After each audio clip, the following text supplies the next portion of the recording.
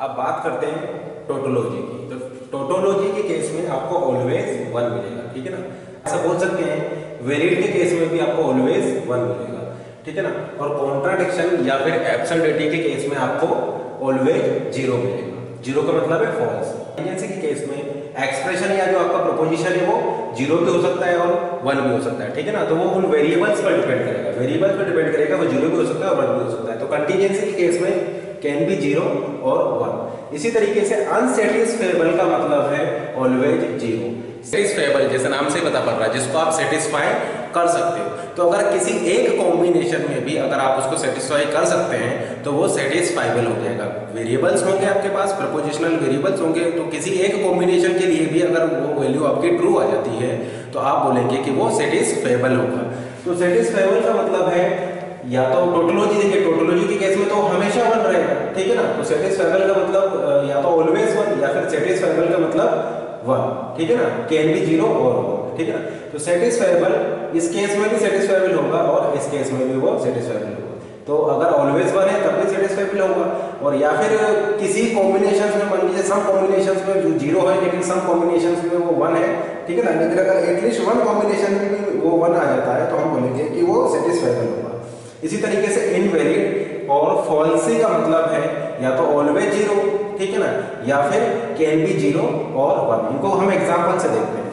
ये जो ऑपरेटर है बाय इंप्लीकेशन ये आपको सेमनेस बताता है। बाय इंप्लीकेशन ऑपरेटर आपको सेमनेस बताएगा। तो जैसे कि आप यहाँ पर देख रहे हैं ये दोनों क्या है आपकी सेम है, ठीक है ना। P इंप्लाइज Q की वैल्यू होती है P बार प्लस Q, तो ये दोनों क्या है सेम है। अगर आप इसको सॉल्व करेंगे तो आपको वन मिल जाएगा, ऑलवेज वन मिल जाएगा। इसका मतलब ये जो हमने लिखा हुआ है ये एक टोटोलॉजी होगा, ठीक है ना। क्योंकि यहाँ पर क्या मिलेगा आपको ऑलवेज वन मिलेगा। अगर आप इसको सॉल्व करेंगे तो ऑलवेज वन मिलेगा। इसका मतलब आप क्या बोल सकते हैं ये वैलिड है, ये जो हमने लिखा हुआ है ये वैलिड है, ये टोटोलॉजी भी है। आप इसको सेटिस्फाइबल भी बोल सकते हैं, ठीक है ना। ये जो है ये सेटिस्फाइबल भी है। अब सेकंड एग्जांपल देखिए P बाय इंप्लीकेशन P, ठीक है ना। तो ये क्या होगा, इसको अगर आप सॉल्व करेंगे तो आपको वन मिल जाएगा, ऑलवेज वन। तो इसको भी हम ऐसा बोल सकते हैं कि ये जो हमने लिखा हुआ है P बाय इंप्लीकेशन P ये वैलिड है, या फिर ये आप इसको बोल सकते हैं ये टोटोलॉजी है, या फिर इसको आप बोल सकते हैं ये सेटिस्फाइबल है, ठीक है ना। इसी तरीके से आप इसको देखिए, इसको भी आप बोल सकते हैं कि ये आपका एक टोटोलॉजी होगा। इसको सॉल्व करेंगे तो आपको वन मिल जाएगा, क्योंकि ये और ये आपके क्या है लॉजिकली इक्विवेलेंट है, ठीक है ना। P bar Q bar and P plus Q whole bar ये दोनों ही लॉजिकली इक्विवेलेंट है।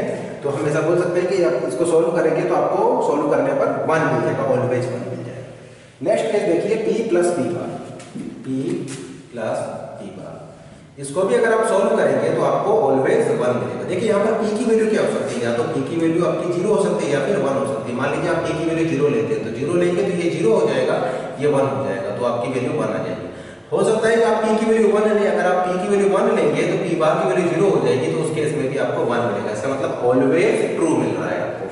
तो ये आपका वैलिड है, या आप बोल सकते हैं ये टोटोलॉजी है, या फिर आप इसको बोल सकते हैं ये सेटिस्फाइबल है, ठीक है ना। अब नेक्स्ट केस देखते हैं P dot P bar, P and P बार। तो जैसे कि आपने डिजिटल लॉजिक में पढ़ा होगा, इसकी वैल्यू क्या होती है जीरो होती है, ये ऑलवेज जीरो है। क्योंकि देखिए अगर आप यहाँ पर P की वैल्यू जीरो लेंगे तो ये हो जाएगा जीरो डॉट जीरो कॉम्प्लीमेंट, तो जीरो डॉट जीरो कॉम्प्लीमेंट आपका हो जाएगा जीरो डॉट वन, तो ये आपका हो जाएगा जीरो, ठीक है ना। तो P की वैल्यू हमने यहाँ पर जीरो लिया। अब नेक्स्ट केस में हो सकता है आप P की वैल्यू वन लेंगे, तो वन लेंगे तो ये हो जाएगा वन डॉट वन कॉम्प्लीमेंट, तो ये हो जाएगा one dot zero, one and zero, और वन एंड जीरो की वैल्यू होती है आपकी जीरो।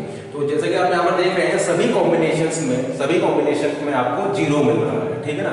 तो ये कौन सा केस है, ये वाला केस है ऑलवेज जीरो। तो ऑलवेज जीरो तो इसमें हम ऐसा बोल सकते हैं कि P एंड P बार आपका एक कॉन्ट्राडिक्शन है, या आप इसको एब्सर्डिटी भी बोल सकते हैं, या फिर P एंड P बार को आप अनसेटिस्फेबल भी बोल सकते हैं, ठीक है ना। क्योंकि इसको सेटिस्फाई नहीं किया जा सकता है, ऐसा कोई P की वैल्यू नहीं है जिसके लिए आप इसको सेटिस्फाई कर सकते हो, तो ये अनसेटिस्फेबल है, ठीक है ना। तो इसको अनसेटिस्फाइड हो जाएगा। या फिर आप इसको बोल सकते हैं कि ये इनवैलिड होगा, या फिर आप बोल सकते हैं कि ये एक फॉल्सी होगा, ठीक है ना। अब हम देखते हैं P प्लस Q को, P प्लस Q। तो देखिए यहाँ पर आपके दो वेरिएबल हैं, तो दो वेरिएबल की क्या क्या वैल्यू हो सकती है, P और Q की वैल्यू हो सकती है zero zero, zero one, one zero and one one. तो जीरो जीरो के केस में ये जीरो होगा, यहाँ पर वन मिल जाएगा, यहाँ पर भी आपको वन मिल जाएगा, और यहाँ पर भी आपको वन मिल जाएगा, ठीक है ना। तो इसका मतलब ये ऑलवेज वन तो है नहीं, या हमेशा वन तो आपको नहीं मिल रहा है, नहीं ये आपका ऑलवेज जीरो है। इसका मतलब can be zero and can be one, तो ये आपका थर्ड केस हो जाएगा। इसका मतलब P प्लस क्यू क्या है? P प्लस क्यू आपका एक कंटीजेंसी है। P प्लस क्यू आपका एक कंटीजेंसी है, या फिर आप बोल सकते हैं कि P प्लस क्यू क्या है आपका इनवैलिड है, या फिर आप बोल सकते हैं ये फॉल्सी है, या फिर आप इसको बोल सकते हैं कि ये सेटिस्फाइबल है। सेटिस्फाइबल है क्योंकि देखिए इन कॉम्बिनेशंस में आपका ये सेटिस्फाई कर रहा है। P प्लस क्यू आपका इन तीन कॉम्बिनेशन में सेटिस्फाई कर रहा है, तो आप इसको बोल सकते हैं ये सेटिस्फाइबल है, ठीक है ना। तो P प्लस क्यू आपका एक कंटीजेंसी है। तो इस तरीके से आप चेक कर सकते हैं कि वो टोटोलॉजी होगा या कॉन्ट्राडिक्शन होगा या फिर कंटीजेंसी होगा, ठीक है ना।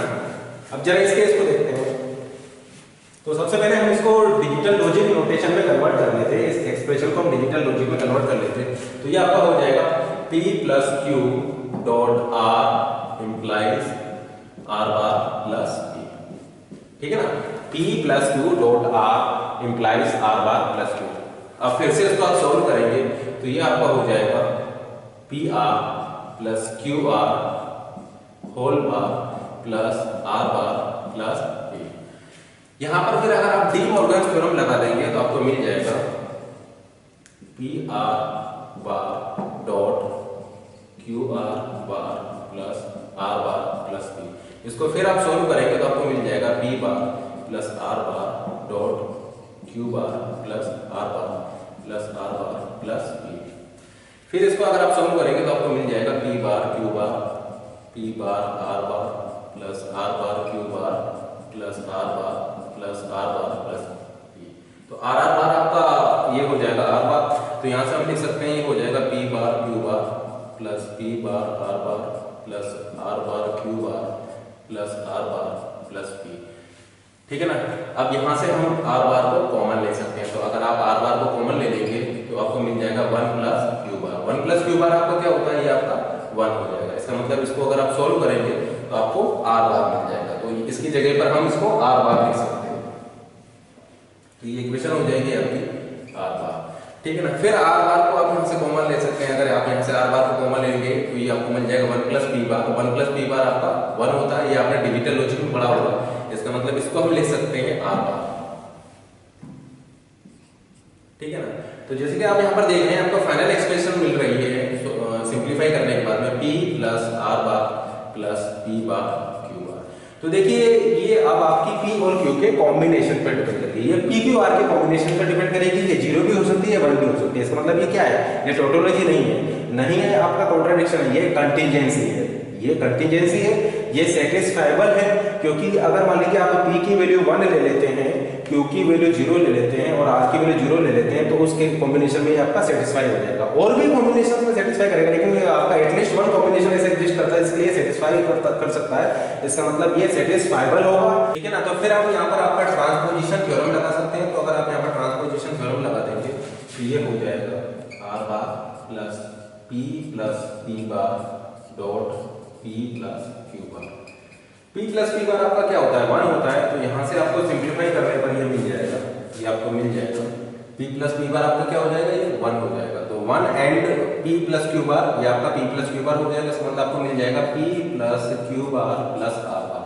अब देखिए ऑलवेज 1 तो है नहीं है आपका ऑलवेज 0 है। ये 0 भी हो सकता है और 1 भी हो सकता है। फॉर एग्जांपल अगर आप P की वैल्यू 0 ले लेंगे, Q की वैल्यू 0 ले लेंगे और R की वैल्यू 0 ले लेंगे, और अगर आप यहाँ पर पुट करेंगे तो P की वैल्यू आपने 0 लिया है, 0 प्लस Q की वैल्यू 0 लिया है तो ये 1 हो जाएगा, प्लस R की वैल्यू आपका 0 लिया है तो ये 1 हो जाएगा, ठीक है ना। तो ये आपको मिल जाएगा 0 प्लस 1 प्लस 1, तो इसकी वैल्यू आ जाएगी 1, ठीक है ना। तो इस कॉम्बिनेशन के लिए क्या है आपका 1 हो जाएगा।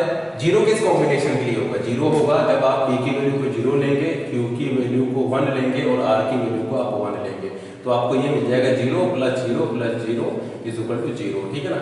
इसका मतलब इसकी वैल्यू 0 भी हो सकती है और 1 भी हो सकती है, कॉम्बिनेशन पर डिपेंड करेगा। तो ये कंटीजेंसी हो जाएगा, ठीक है ना, ये कंटीजेंसी हो जाएगा। लेकिन ये आपका सेटिस्फाइबल होगा, क्योंकि देखिए इस कॉम्बिनेशन में आपको इसको सेटिस्फाई कर सकते हैं, तो ये सेटिस्फाइबल होगा, है ना। आप इसको कंटीजेंसी भी बोल सकते हैं, लेकिन ये टोटोलॉजी नहीं होगा और आपका कॉन्ट्राडिक्शन भी नहीं होगा, ठीक है ना। तो ये कंटीजेंसी है या आप बोल सकते हैं ये सेटिस्फाइबल है।